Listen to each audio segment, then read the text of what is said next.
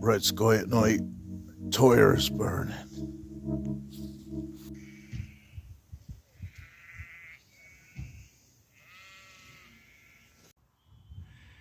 I hope Patricia hates it that I got this close to Glastonbury and didn't pop in. But you've been hogging enough the limelight, and you will very shortly again. Getting flashbacks to my Fiat Ducato bloody rock box. But it's all over. And relax. You are at peace, you are safe, you are intact, and you are home.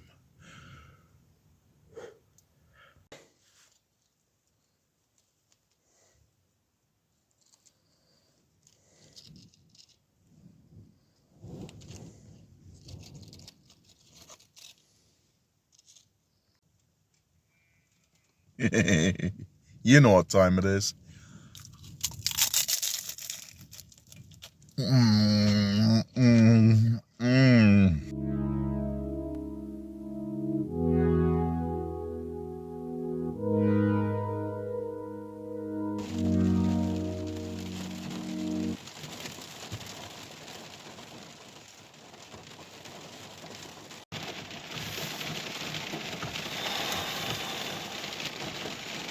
Gonna be like this all week.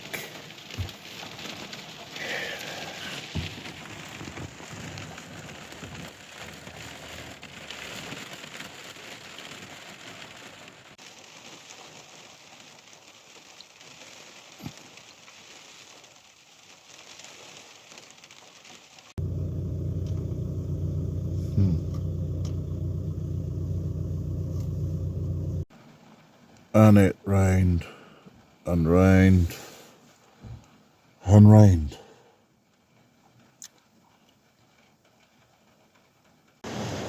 And then it rained more heavily than ever.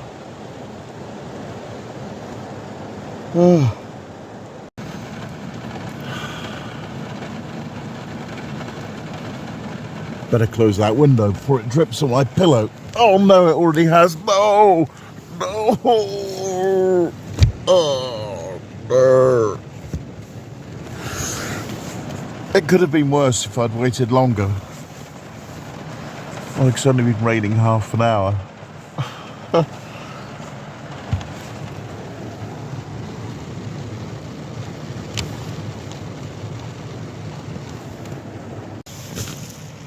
No, not wet.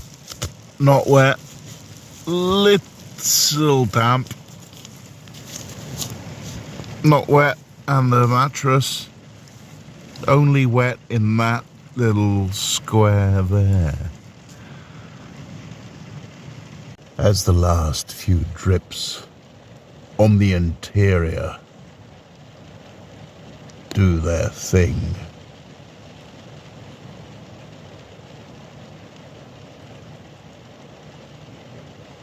No one wants to spend a minute watching a drip fall, do they? Well, I'll ruin your entertainment by making it drip onto my finger and then dripping my finger down onto the sill. And that's the end of that little problem. Oh, there's more, there's more. But you got to admit though, I'm having more fun doing this than watching television. Oh, and a few there by the dark coloured tape. Gone. Down the side. And that little panic is all over as the rain slowly abates into a mere drizzle. Right, where was I before that little emergency? Oh yes, I was playing a game called brain it on, which is more fun than editing videos for you lot to watch, even though I'm about 4 videos behind in the editing now, but I'm just not feeling it. My mojo ain't working, so I'm playing a game. All the sheep are bleating, and there's enough blue sky to patch a sailor's trousers.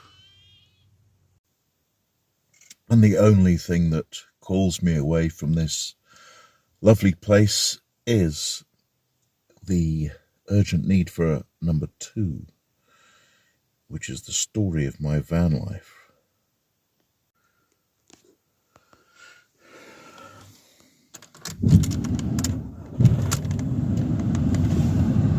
There is one annoying thing about this ABS warning is I have no indicators.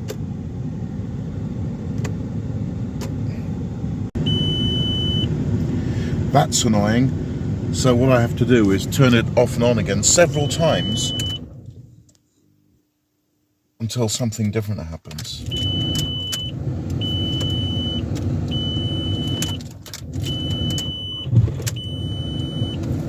Obviously you can't keep doing that without driving, otherwise you run the battery down.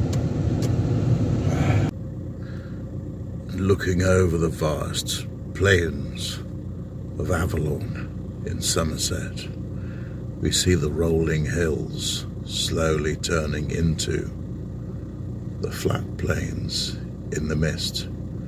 If my camera can focus through the bloody window heating wires and rain. I stopped at a convenience shop in Westbury sub Mendip, and guess how much a chicken and bacon sandwich was? You're wrong.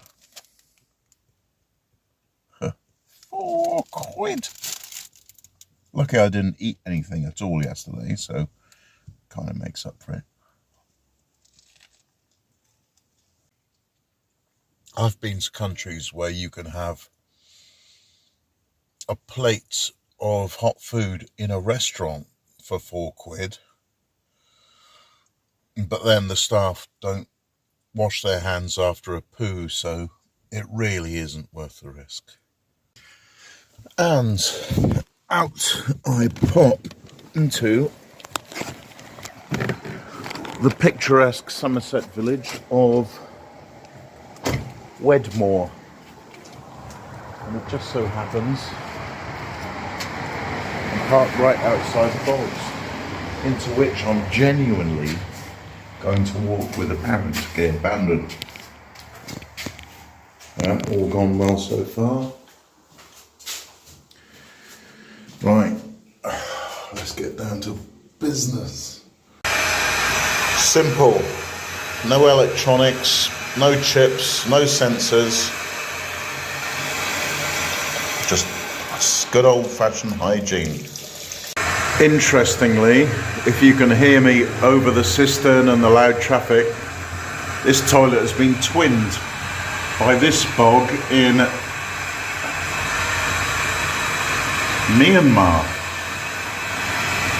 Okay. Yeah, I've been through Wedmore a dozen times, but never thought of stopping for any reason at all. That seems to be a running theme throughout my van life travels. That's the Daihatsu bloody Exegol, whatever it's called,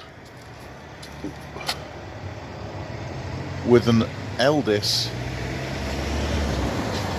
living space. Oh, I say there's a little more to Wedmore than first met the eye.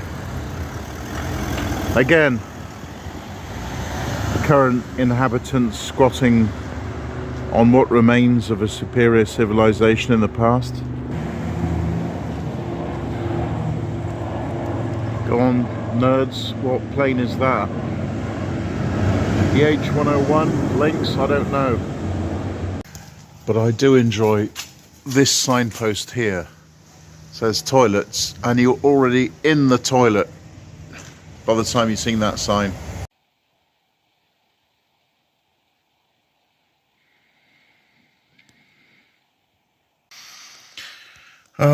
I'm just wandering around aimlessly, like there's somewhere I should be. Yeah, what the hell am I doing in England paying £4 for a sandwich? Wales is only the next county over.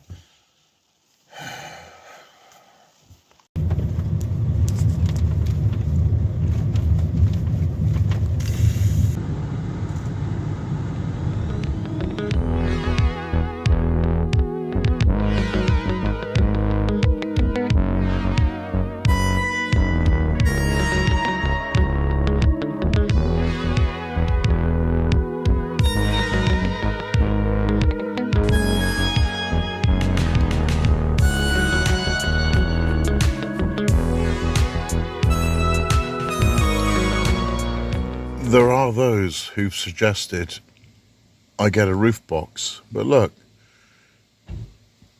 in that Subaru Forester there, it clearly takes you above the 6-foot height limit, and that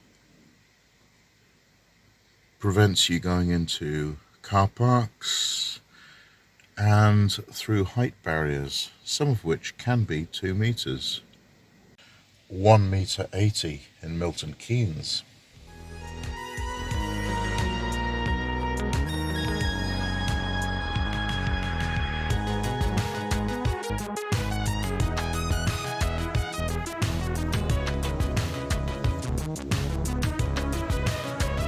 So, above Blandon Lake, we have here the village of Blandon, and I know this place well because my great-grandmother's sister, Nell Dite, used to live here, in one of these houses actually, right here on this street.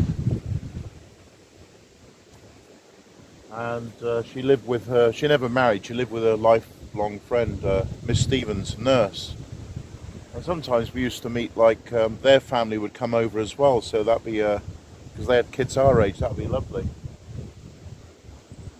Wonder what happened to Wendy. She was nice. Yeah.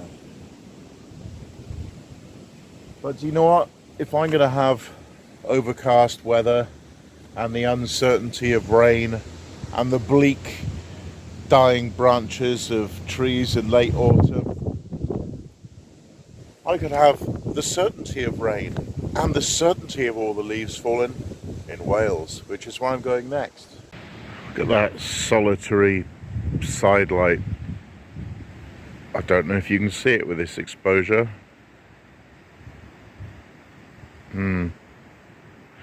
Yeah. The electrics are playing up, and it would have been great to see Chris in Treorchy, but he's busy with family this week. You can see the lights aren't on, and I'm not getting the light warning, I'm getting the door warning.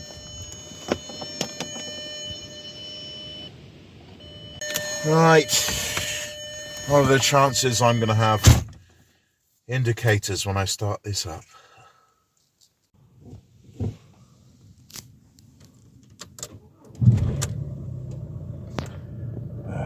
Indicators.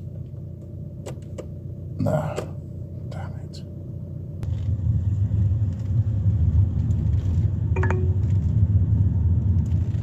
Well, isn't this spectacular?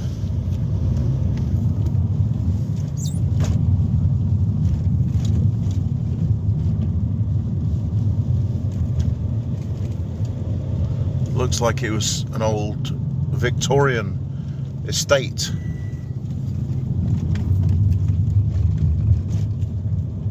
Glorious colours.